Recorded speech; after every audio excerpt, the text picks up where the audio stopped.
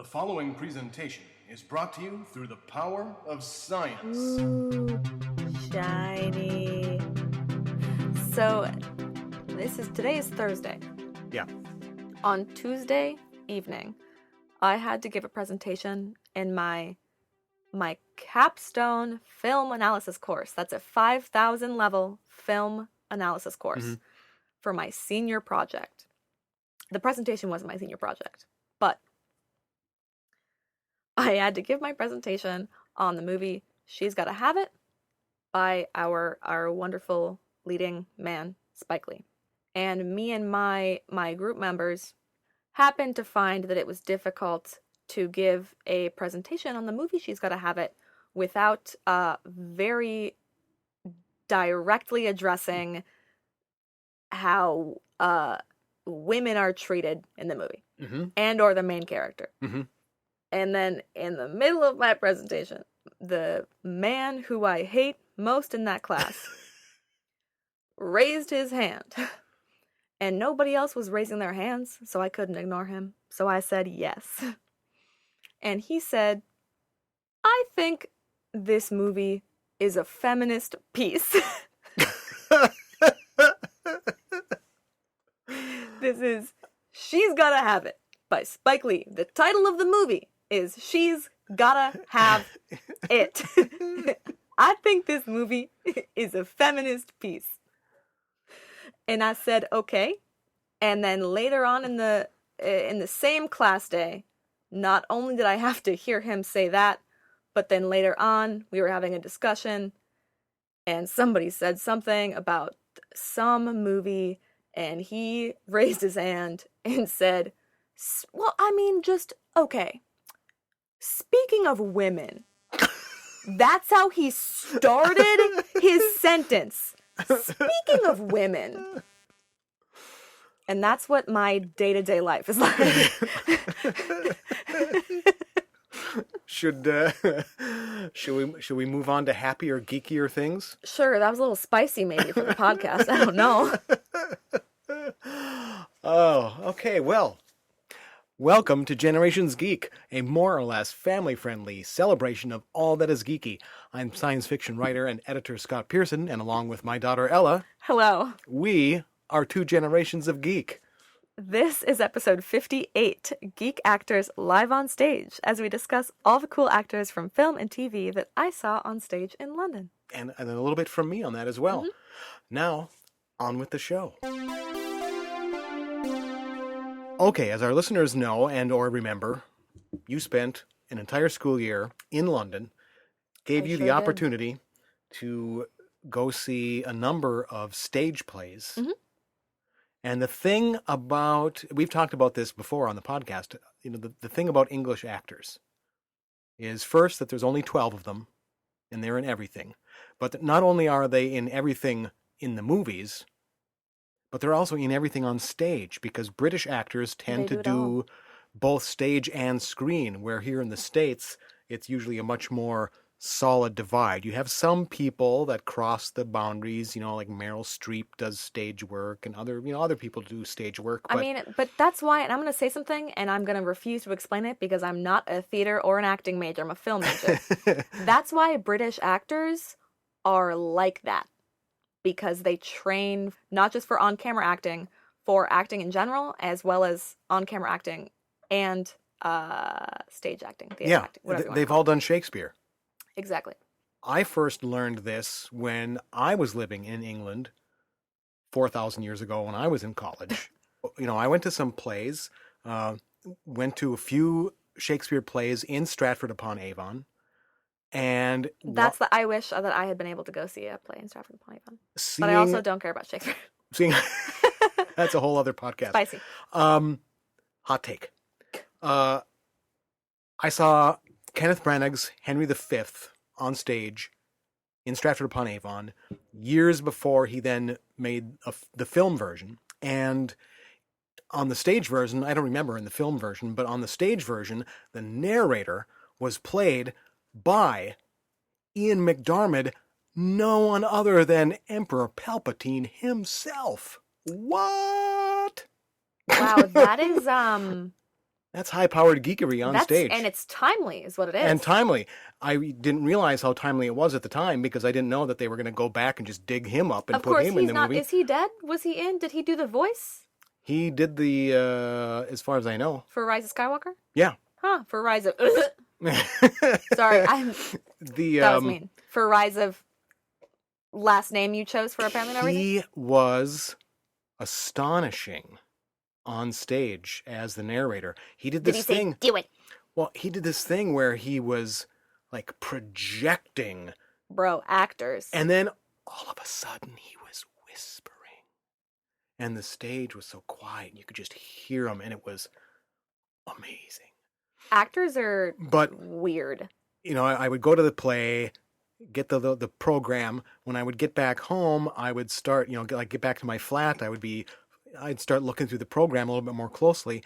And so there's the list of all the actors, and then it would have a list of their credits. And you would be reading through the credits, and like every one of them, because of movies shot in London, it's like every one of them had been in at least one Star Wars film. And everyone had been in an American Werewolf in London. Mm-hmm. And so that's really when I realized that, wow, actors are a whole different breed over here in England than they are in America. So that was decades ago. It's the same now. And you got to go see a bunch of people, because your first thing was you did this big Harold Pinter thing, right? Yeah, well, the Pinter Theater was doing when I was there, they were doing a season of like Pinter at the Pinter. And so they were doing a bunch of Harold Pinter plays. So yeah, so I ended up seeing a lot of them because I wanted to see actors that I care about. And so did you know always before you went to the play that, I'm going to go see, I'm seeing Bilbo on stage tonight or whatever? You knew beforehand? Yeah, I'd buy the tickets. Yeah. So the first time I went, it was because Martin Freeman. Mm-hmm. First of all, I didn't know the plays beforehand. I was just like, yeah, I'd love to see Martin Freeman on stage. So I bought the ticket and I went. Martin was in a play called The Dumbwaiter. And then it was like the only way I can describe it to people is that he was like exactly the way he is in TV shows or movies that he stars in or has a part in, where he's very like almost like casual, which I think when you can describe an actor as like almost casual, it's like, to me, that's like a huge compliment because it's like you're an actor and your performance is nothing but exceedingly normal. And I mean that in like you're acting the way you're like, I can't see you as anything but your character. Yeah, it's very naturalistic and he's just in character and he stays there. It is so hard to describe the way Martin Freeman is. But so seeing him on stage, I was like, oh, this is going to be so interesting because I loved him so much in Sherlock. His performance in Sherlock was fantastic. I loved him in the Hobbit movies, even though they could have given him more to work with. Did you watch Fargo, the season? I did right before I saw him. And he was amazing in Fargo. Him doing a Minnesota accent is hilarious. Stunning. And then on stage, it's weird because somebody like Ian McKellen has a presence. Oh, and I know he has a presence, and I've never been in the same room as that man. And Martin Freeman, I wouldn't be like, I'm going to go see Martin Freeman, The Hobbit, and he's going to have a presence, and his like command of the audience and his comedic timing, it was hysterical. Like there's this one bit, the play is so odd because it's like these two guys and they're in this room alone for the majority of the play. And it's like Pinter, and so it gets a little weird where you're like, but that's him, but who, what, where am I? It's like all of a sudden it's like sci-fi and you don't really know why. But only for like 5 seconds. But so it's like him and this other guy in a room alone for the whole play. But it was just the funniest, but also like it was like moving and like real, and like his presence was amazing. And I don't know how to describe. There was this one part that was so like laugh out loud funny, which I think was actually in a clip that they shot for like a promo. So I think we could probably find it, where he like is mad and he's talking about something, and then what keeps happening is there's like a dumbwaiter behind them, but they can't make any foods. Like it'll be like nachos or whatever. And he's like, what do we do with it? It says nachos. We don't have any nachos. I think is the bit. This is so odd. Anyways, so he's like doing a bit. He's like upset. And then the dumbwaiter opens and he's like, fish and chips or something. But he yells it in the same way that he's been yelling. I don't even know how to describe. It was very good. I do want to interject here. You mentioned Ian McKellen. Mm-hmm. I had the great luck to see Ian McKellen live on stage in his Richard III before I knew who Ian McKellen was at all. And again, I was lucky because I saw him in the play, and then he eventually made a film version of it. Well, because he was in the what's it called? The Royal Shakespeare Company. What's it called? The Royal Shakespeare Company is... That is what it's called? Yeah. Oh, it didn't sound right. Okay, I wanted to get back to Martin Freeman because you said he wasn't on stage alone all the time. There was someone else. His co-star was Dyer from EastEnders. I can give that a Geek connection because he starred in the low-budget comedy horror film Severance that was written by James Moran, who also wrote for Doctor Who and Torchwood. And we met him at Convergence. Oh, okay. And so all of the Brits were like losing their freaking minds over Dyer, who actually did come to the stage door. Who Martin, the entire run, I think only went to the stage door like twice. But I waited for him just in case, Martin. And but Dyer came out and was very like finger guns, but like very charming. Mm-hmm. And had like a little hat on and was like smoking a cigarette. Like he was like seemed very cool. He was like smoking like in the way that smoking a cigarette used to make you look cool, but then also he was like blowing the smoke like straight up in the air so nobody was like sucking in the like cigarette smoke. And I was just like, oh my Very God, nice. You're so cool. No, he was so sweet, and I was completely, it's like I had no idea who he was, and I was still like a little starstruck from seeing him on stage, and he came over, and I was like, hi, do you think you could sign? He was like, of course. And I was like, thank you. And he was like, you're welcome. Like, he was like he was so sweet. And then the lady next to me, it was like her birthday, and her friend was like, Danny, it's her birthday. And it was so weird because they were like at least 60.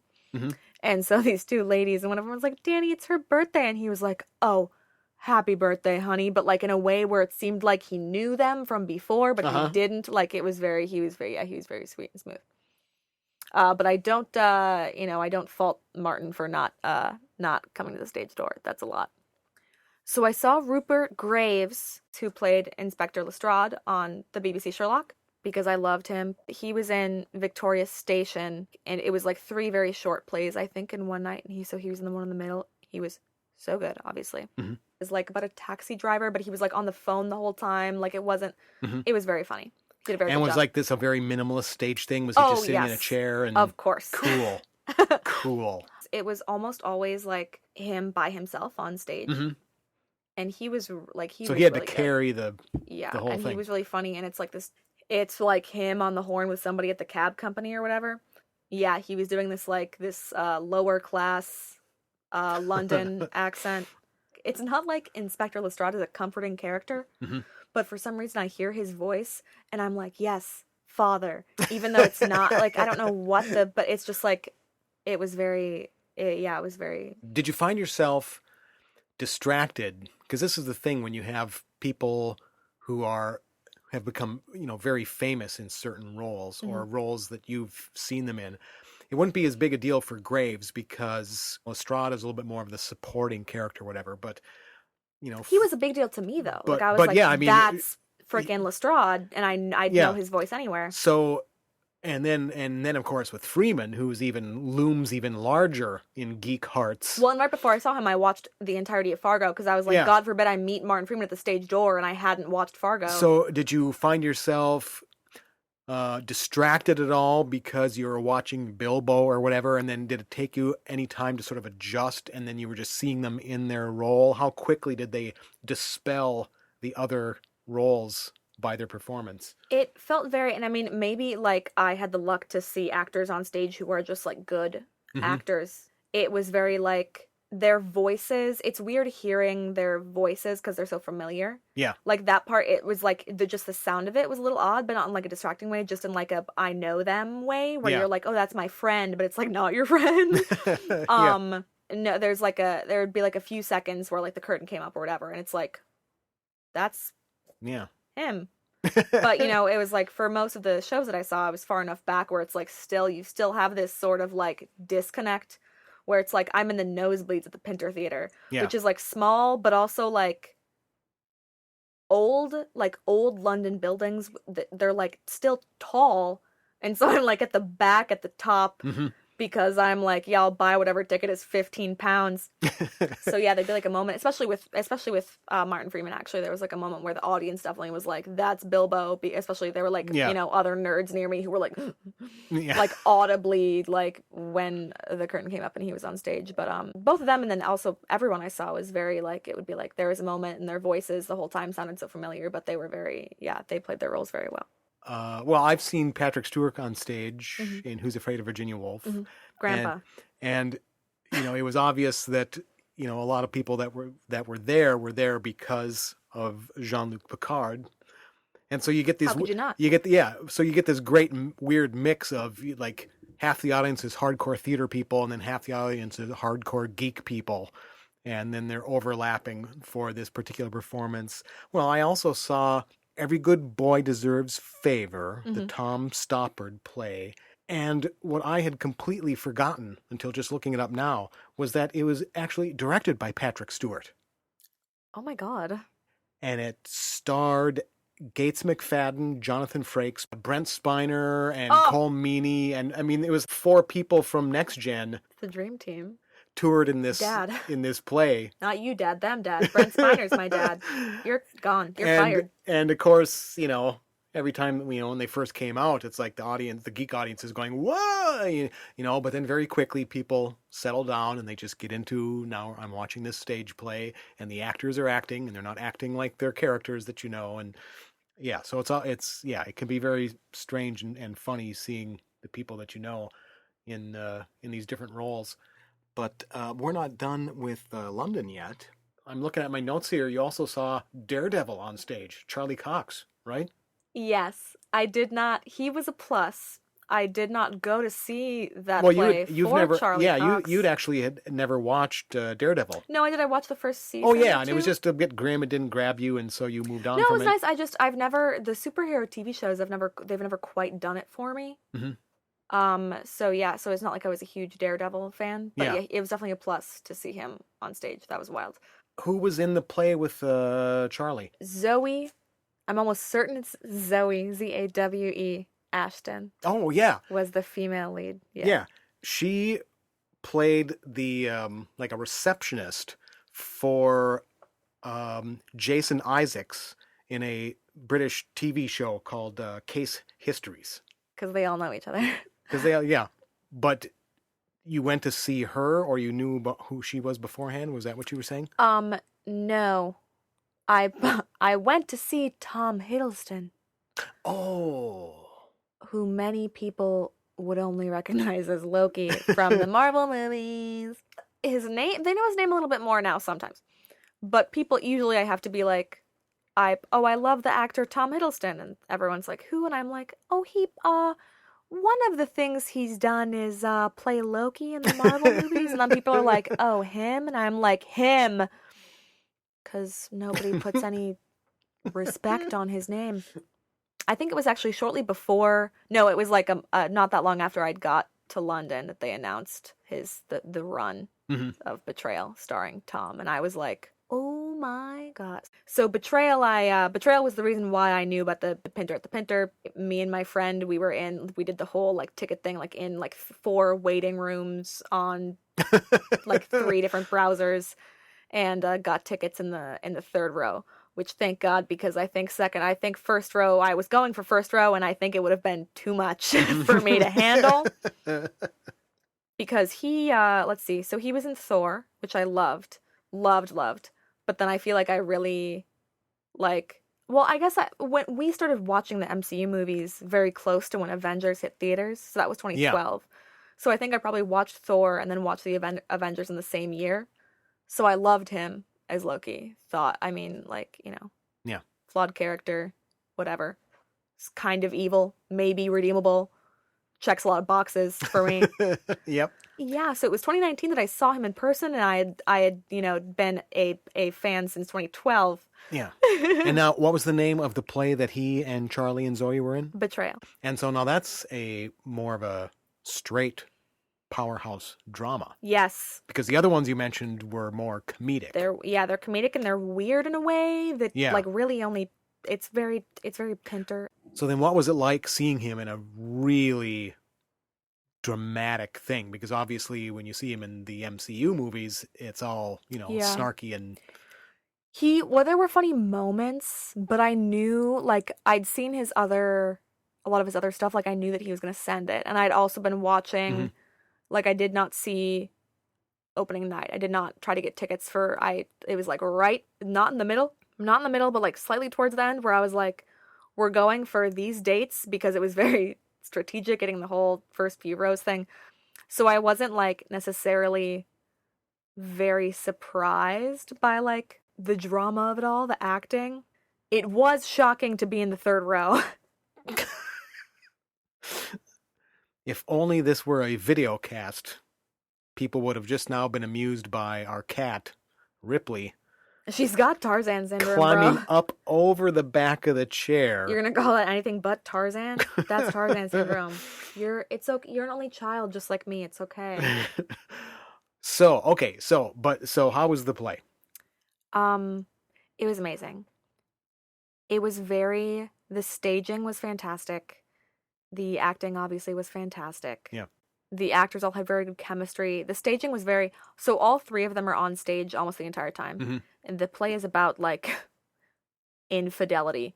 Yeah. With, your husband's best friend. And all three of them are on stage most of the whole time. So it's there's these really intense scenes where a husband and wife are talking about her affair or whatever, but it's also the dude who she had the affair with is still kind of on stage, or she'll be talking with the character that she has the affair with, but her husband is still on stage, not his character is actually there, but it'll be that's the way they stage Zoe and Charlie will be having an intense conversation about how they're cheating on her husband and his best friend. And Tom would be leaning on the back wall watching, and it was wow. It was a lot. Yeah. Actually, it was there's a little girl in it too, and she was amazing. And that was a full length play, where the other ones were kind of little vignette things. It was really, really good. I saw it twice actually. And and there's a couple that you saw that we haven't really talked about because they didn't have huge geeky actors in them. Yes, they didn't have actors that I knew. I saw them. Yeah. They were, before or after Victoria Station, or I think before The Dumbwaiter. Still all very fantastic. I'll bet. If anyone listening to the podcast has never gone to a live professional stage play, you can't recommend it enough. It's hard because especially in the Twin Cities, we have a decently good theater here. And so, you can go see a play, but it's not going to see a play, in London on the West End or, whatever. Yeah. And so, it's weird. That was part of the thing with, Tom Hiddleston is that, I'd been a fan of his for so long, and he had been in a Shakespeare play many years beforehand called Coriolanus, which, not very many people, know. It's not, one of his, more famous plays. And so but they taped it and, had it run in, theaters in the States. And so I went to, see it, and it was, clearly I became a film student, so I love movies, and so theater was never really my thing. I did musical theater in high school, which I love musical theater, so, the drama and the singing and everything, and it's very different. But seeing him perform Coriolanus, it changed the way I read, and it changed the way I read Shakespeare, and it changed the way I read scripts for plays in general, so it was a big deal, and I saw him in person. Oh yeah, it's a whole different deal when you see a proper performance of Shakespeare. It makes it so much more accessible. Yeah, well, I also am not my talent doesn't lie in acting, and so when I read a script, it's not the same way where an actor reads a script where they can really put this depth to it. Clearly, I'm a film major, I read scripts, I understand whatever, but it is not the actors have a very different understanding Yeah. Of that material than I do. What was the name of the housekeeper character that you played in your high school production of Sound of Music? Frau Schmidt. Frau Schmidt. I had some solid lines. Well, you gave some looks, I remember, to Yeah. like the kids or something Yeah, when they probably. weren't behaving or something, and Or no, there's one scene where I was like directed very specifically to like glare at one of the characters, and you nailed that glare. I remember boy. like I never really understood why it was so funny. I think it was just funny because he said something that was like almost smart, and then my character's like uptight, and then it's like I glare at him. It was a great glare. It was very hard. It's like every time I turned away from the audience, I laughed. Like I held it right until my back was to the audience, and then I started laughing. Okay, so that was all of the Pinter plays, right? Should we Yeah. move on? Yeah. Let's move on to Rory, Arthur Darvill. Yeah. Doctor Who's Rory, live on stage. Yeah, I saw Sweet Charity. And did you go to Sweet Charity to see Rory, or were you just going to see? Okay. Well, I also You like musicals, so I like musicals. It was directed by, I believe it was directed by the woman who directed Coriolanus. It was at the same playhouse, the Donmar Warehouse in Covent Garden, which is weird because it's not like the vibe, I don't think, isn't very Covent Garden. It's very, so she directed Coriolanus, and the Coriolanus was also at the Donmar Warehouse. Yeah. And so I was like, well, I'd like to see the this production play. with Hiddleston. Tom Hiddleston, Yeah. many years ago. And so I was like, well, I'd like to see this play directed by this woman who directed this play that I also loved at the same place that I loved so much. And it was so good. I want to step back before we talk a little bit more about the play. Was it weird just being in this theater where you had seen the stage on video? I definitely watched Coriolanus more than once. And so I was familiar with the stage. And yeah, it was very weird. I was very lucky. London's really good about like pricing stuff for students. And so like the ticket I got, it was a student night. And so it was like £10 or something. Oh, that is so nice. And I was like front row. Because that's the other problem about the theater, is that it can be prohibitively expensive to go see the theater. Especially, I mean, if you're talking about the States and going to a Broadway play or something, tickets can be insane. Which I will say, when I saw Betrayal twice within 2 months, that was before they got their Broadway deal. I'm just going to say right now, they did go to Broadway, and I did see them before that, but it's fine. No, yeah, so it was wild. Well, it's a very distinctive, because it's not like a normal, it's not like theater in the round, but it's like it juts out into the audience, so you can sit on like 3 sides of the stage. A thrust stage, I believe. Sure. Is what it's called. Yeah, well, I was on the side, so it's like I wasn't front row, like at what you would consider to be the normal front row. I was on maybe the last seat, honestly, on the side. I was really happy I took that seat, not a seat on the second level, honestly, because it was so, like, you were, like, in it. Yeah. And then Arthur Darvill was very close to me, and it was, like, I was just, like, it was so weird being so close, because I was, like, staring at him, being like, that's Rory. Like, it was so, especially since I loved Doctor Who so much in middle school, especially, I was just like, this is weird to look at you. And did anyone lose it at any of these plays you saw and shout out Loki or Rory or anything like that? No, thank God, I would have been so embarrassed.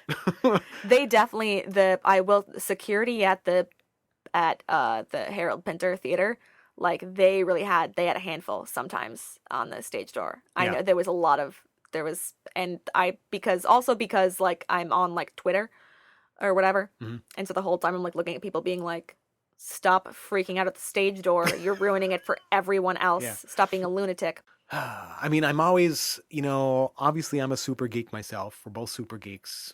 The geeks are our peeps, but sometimes our peeps can get a little enthusiastic, over enthusiastic. I did see it girls seems arguing loudly with security at the Pinter Theater, and I was like, you guys need to. I seem to recall that there were some embarrassing people at Every Good Boy Deserves Favor that like couldn't help but express their Star Trek enthusiasm. And it's like, well, but we're not at Star Trek. We're at Yeah, this stop other yelling in the play, middle of the play. You need and to chill. so Yeah. you need to. Um. I understand the love completely, but cool. Just try to be cool. No, yeah. Arthur Darvill was amazing too. It was very that was a fun play. What was that play again? I forgot. Sweet Charity. Oh yeah, Sweet Charity. And so Rory singing. A little bit, yeah. Yeah, And- he's not in it. His character isn't in it like a ton. Okay, but did he get a song? Did he have his own song, or was he just? I don't think he even sang that much, actually. I'm not super familiar with. No, I the wasn't either. Particular play. No, that one's really should fun be, there too, because there's like a but- bit where the main girl, she like falls in like a pond, like a lake, but like it's on stage, and so they had her in this like swing, like she was swinging, and then when she falls in the lake, it's like like basically a big ball pit, and it just says lake on the side. It was so fun. I And then the love balls, like, how you can do fly stuff everywhere. like that on the stage. Well, and literally because it was so like, because it was a musical, so the opening number before they start singing, they're like dancing around, and then like Yeah. you see like characters came out and like wrote like lake on the side of the thing and like dry erase mark. It was I love how you can it do. was so fun. I mean, people talk about in film, in science fiction films and fantasy films and stuff, about the suspension of disbelief, but that's on the theater. It's a whole other world, because you can do those sorts of weird things in the theater, where you just say lake and it's a ball pit. It was so good, dude. And it works. Somehow it works. We process that live performance Yeah. in a completely different way, and you just like, you go along with it. It was so fun. Which is part of the magic of how musicals work too. Yeah. That you just go along with. Yeah, people break into song. It's not real at all, but I just wanted to say that one of the Shakespeare plays I saw in Stratford. So you're right there, Little Billy Shakespeare's hometown, Stratford. Billy. Little Billy, we used to call him. And you expect. I went in there as an American, expecting that, okay, Shakespeare in Stratford, this is going to be like classic, stuffy British theater. You know, I had this sort of stereotype thing in my mind, and it was so not. It's just like they're crazy. I mean, I can't remember which play, but in one of the plays, one of the instruments in the band or the orchestra was a typewriter. There was a guy that would occasionally clack on the keys, and then you would like ding, you'd hear the bell at the end. People go wild with Shakespeare plays, honestly. There used to be these things called typewriters. But then, I believe it was in that same play, there was some scene in the play where it was supposed to be like carnival or a celebration. You know, there was some sort of festival going on, was part of the play. And so the way that they helped enliven the stage was the musicians just came up on stage, but they weren't dressed like the characters on the stage. They were in their different clothes. And so there was completely untraditional. It was just like crazy stuff that you would not think of for Shakespeare, and certainly not in Shakespeare's hometown. But no, I mean, they, got inventive. They got weird. They did crazy things. And that's what keeps Shakespeare fresh for hundreds of years, is that you mess around with it. But I didn't see a single Shakespeare play when I was there. that's too bad. It would have been nice if you'd gone to the Globe or to the... Yeah, well, they just weren't playing. But there's so much to do. You can't see everything. There's so much to do, and I looked at the Globe more than once, and they just weren't playing like a Shakespeare play that I really, really cared about. Mm-hmm. And so I was like, I know it'll be good if I go, but there's not actors that I care about, and they're not playing Yeah. plays that I like. Right before I left, actually, what's her name? Brienne of Tarth. Oh, Captain yeah. Phasma. She was in a Shakespeare play that opened like the week before I left, and I just like couldn't. I was Yeah. like, I can't squeeze it in, which was a bummer. But anyways, the summer after I left London, Marina Sirtis was in a play in London about like a washed up sci-fi actress. Yeah, yeah. And I was like, I'm gonna stay in London for another month, And half, see Marina. and 50% of the reason is to see Marina in this play. And then it was just like, your close personal friend. oh God, Because you've had a couple of great interactions with her at cons. Oh yes. Yeah. She's yelled at me more than once. Yeah. Which is the best. She's great. She's a hoot. She's a character. So you have one more very special person that you saw live on stage. What was the play? I can't remember. Yeah, I saw an Ibsen play called Rosmersholm. Rosmersholm. Rosmersholm. Okay. Rosmersholm. Something like that. Do you want to spell it? Rosmersholm. Ah, okay. Rosmersholm. Okay. Rosmersholm. So they must say that name 95 times in the play because the house is also called Rosmersholm. Mm-hmm. And yet somehow, sorry. Ladies and gentlemen, another MCU. Haley Atwell, Peggy Carter. Which should have had at least a third season. She was wild. That play. So that's Ibsen. So that's powerhouse drama. Yeah. Bleak existential drama. I mean, listen, plug your ears for the next 10 seconds, but they both drown themselves at the end. Why? Oh, just a little... Both of them. Fun night at the theater. At the beginning, I think somebody else drowns themselves. Oh, yikes. It's so... Anyways, still very enjoyable. That was the theater. I don't remember what theater it was in, but that was the theater where I went downstairs to get like a cider, and the dude was like, "Oh, I'm gonna need to see some ID before I get sent to jail," or whatever the British equivalent of jail is. And then when I gave it to him, he went, "Oh, well, first I started talking, and he went, 'Oh, an American, bless your heart.'" and then he did the bit about the ID. And then I gave him my ID, and he said, "Minnesota, a fine state." And I was like, "Do you what is the bit that we're doing?" Oh, and so how was Haley live on stage? Amazing, of course. I'll bet. And stunning. She's great. Yes. She's fantastic. I mean, I think sometimes, I think that there are times here in the States, I think when people... sci-fi movies and stuff, a lot of them, they're not taken very seriously. I mean, it's a little bit different now. Things have, times have changed a bit. But people still tend to not take them too seriously. And then the kind of characters that sometimes are in the sci-fi movies, maybe the characters aren't written as deeply. There's not as much there for an actor. And so sometimes people don't realize the quality of actors that are doing some of these films now, particularly that the genre has taken over Hollywood so much. And so they're able to get all these people that are really serious actors that can go on, do an Ibsen play on stage before a live audience. That takes serious acting chops. For a number of the plays that you went to, you would go do the wait at the stage door thing. Let's list the people that you got to meet. Danny Dyer, Zawe Ashton. They signed the program or something? Yep. Mm-hmm. So that's cool. We might have to put pics of that up on the website or something. And then when I went to see Haley, it was like a Monday or something where it was like not a weekend, and I was like, I think I have a good chance. So I went and I waited, and I was like the first person there because I made sure I knew where the stage door was. Mm-hmm. And and I waited for like maybe a half hour, 45 minutes. Made friends with this girl in line next to me who's now studying abroad in DC, actually. And then Haley came out, and it was like the way that she is, I don't know, but she just came out wearing this flowery jumpsuit and these high heels and just was like as sweet as she could possibly be. And I was so terrified to speak to her. And she spoke to both me and the girl who I made friends with. She talked to us for a long time. She talked to the girl who, Laura, next to me for a long time. Mm-hmm. And then talked to me for a long time and took a picture with both of us, obviously.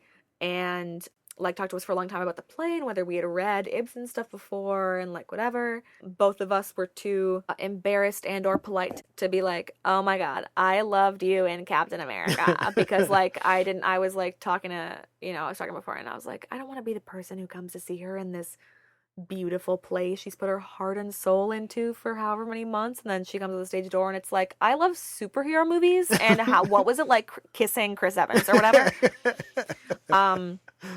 So I wasn't like, bro, I'm a huge fan. Really, you were fantastic in this, and I love the show. I was just like, that play was amazing. I've never seen an Ibsen play before. It's so great to meet you. And you got such a great pick with her. She's so, yeah. You know, and it's one of those little live pics. So when you're Yeah, it is. when you're Yeah, it's watching cute. it on an actual iPhone, you get this little motion, and it's so much fun. She was so sweet. Haley would be your favorite interaction, probably, because that was the biggest one that you got to Yeah, because I was with. like a fan of hers Yeah. beforehand and then got to But meet her. who Yeah, was and she was so who was nice. your favorite performance out of all those? I guess it's a little unfair because you had a musical, you had some comedies, you had some dramas. But... Yeah, it's hard. No, it's hard, and it's hard because Yeah. I love Tom Hiddleston. Yeah. And so and I saw his play twice, and that was an amazing show. So maybe that was your favorite play of the ones that you saw? Yeah, I mean, it's not really my type of thing, because it's very, Yeah. it's drama, and it's Yeah. sad, and it's, yeah. I don't know, I would say maybe, I was most impressed or, surprised by Martin Freeman's play, just because he clearly had, such a command of the audience and the material, and it was, surprising in a way, because, Tom, I, knew exactly the level of acting to expect from him, Yeah. which is very high and demanding, and I was correct because he's a fantastic actor. But Martin surprised me a little bit. But no, I mean, everything I saw was so amazing, even when it was stuff that I wouldn't normally have seen, like Rosmersholm is not something is not something I would have seen ordinarily, and it was still so crazy. There's a part where there's water, not floods the stage, but rushes across the stage, and it was wild. It was very Actual water, actual water. not ball pit No, stuff this time. no, Yeah.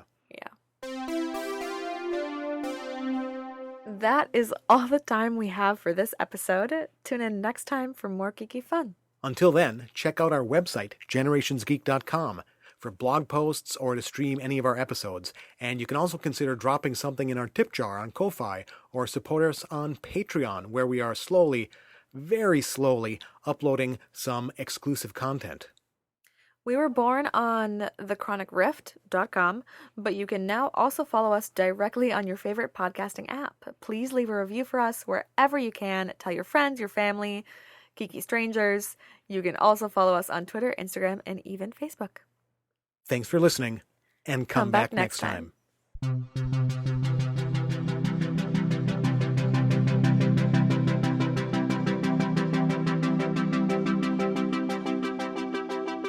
No geeks were harmed in the making of this podcast. Ooh, shiny.